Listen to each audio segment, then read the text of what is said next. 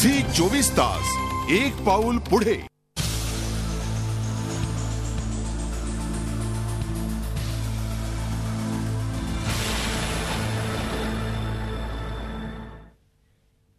अमेरिकेला हादरा ब्रेक नंतर स्वागत। मी जातोय थेट नाशिकला। विजय खरे आपल्या सोबत आहेत। खरे सरजी, काय सांगाल?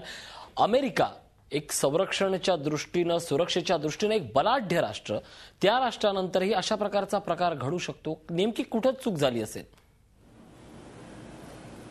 नमस्कार। पहिल्यांदा आपण 9/11 नंतर आज जो हल्ला झालेला आहे याची नेमकी स्थिती काय हे नीट समजून घेतलं पाहिजे। दहशतवाद हा जो प्रश्न आहे हा केवळ अमेरिकेवर हा हल्ला नसून हा जागतिक पातळीवरचा हल्ला आहे, कारण this kind of threat is a global threat. आणि त्यामुळे ही जी नवीन संकल्पना आहे ग्लोबल टेररिझमची, याचं सर्वात महत्त्वाचं ॲसिमेट्रिक वॉरफेअर आहे। म्हणजे ही एक असमांतर युद्ध पद्धत आहे। या असमांतर युद्ध पद्धतीमध्ये 4 जनरेशन ऑफ वॉरफेअरची वापर त्या ठिकाणी केला जातो। त्या ठिकाणी command, control, communication, computer, intelligence आणि इन्फॉर्मेशन या सर्वांचा वापर दहशतवादी करत असतात। आणि हा वापर करत असताना त्यांच्याकडे असणारं आधुनिक शास्त्र जे आहे त्या आधुनिक शास्त्रांचा आणि तंत्रज्ञानाचा ते वापर करतात। आणि म्हणून अमेरिकेने जवळपास 2011 पर्यंत त्यांचं जे होमलँड सिक्युरिटी आहे, या डिपार्टमेंट डिफेन्स नंतर सर्वात मोठं कॅबिनेट खातं जे त्यांनी क्रिएट केलं, होमलँड सिक्युरिटी, याचा संपूर्ण 2011चा जो संरक्षण जो त्यांच्यावरचा खर्च आहे तो $98.8 बिलियन एवढा खर्च करूनही अमेरिकेवर जो आता हल्ला झालेला आहे याचं कारण दहशतवादाचं जे स्वरूप आहे ते स्वरूप ग्लोबल टेररिझममध्ये झालेलं आहे।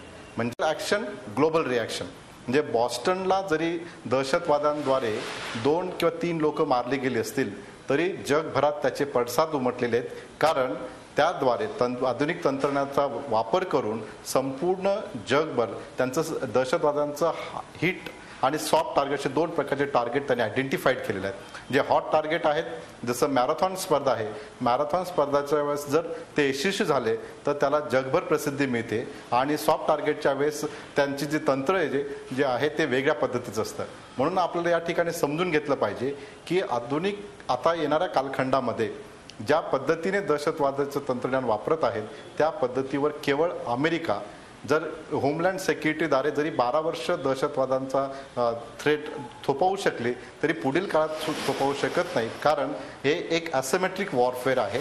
याच्यामध्ये असमांतर युद्ध पद्धतीचा वापर केला जातो आणि या असमांतर युद्ध पद्धतीमध्ये 4 जनरेशन ऑफ वॉरफेअर ज्याला म्हणतो आम्ही, की या असमांतर युद्ध पद्धतीमध्ये ज्याच्याकडे कमी लष्करी शक्ती आहे त्या राष्ट्रांचा किंवा त्या समूहाचा अधिक त्याला यश मिळण्याचं अधिक प्रमाण असतं। आणि म्हणून आपल्याला आता याद्वारे आपल्याला असा धडा मिळतो की भारताच्या संदर्भामध्ये दहशतवादांच्या प्रश्नासंबंधी ज्यावेळेस चर्चा करतो त्यावेळेस केवळ दहशतवाद हा प्रश्न एखाद्या राज्याचा किंवा केंद्र सरकारची ती जबाबदारी आहे असं न ठेवता आपण तो सर्वसमावेशक ध्येय धोरण कशा पद्धतीने करता येतील यासाठी आपण विचार केला पाहिजे। दुर्दैवाने कालच गृहमंत्र्यांनी ज्यावेळेस बैठक बोलवली त्या बैठकीमध्ये फार कमी मुख्यमंत्र्यांनी त्याचा सहभाग घेतला आणि नुसता सहभाग घेतला नाही तर त्यावर फारसं NCTC जे आहे, नॅशनल सेंटर फॉर काउंटर टेररिझमच्या संदर्भामध्ये आपण कुठलंही नीट धोरण अद्याप ठरू शकलो नाही।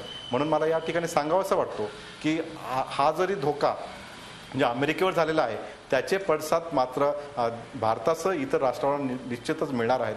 कारण नक्कीच एकूणच या सगळ्याचा विचार करताना, या दहशतवादाचा विचार करताना, दहशतवादाच्या बदलत्या स्वरूपाचा विचार केला तरच त्या आव्हानांचाही आपण विचार करू शकतो। याच सेगमेंटकडे जाणार आहोत एका छोट्याशा ब्रेक नंतर। पाहत राहा अमेरिकेला हादरा।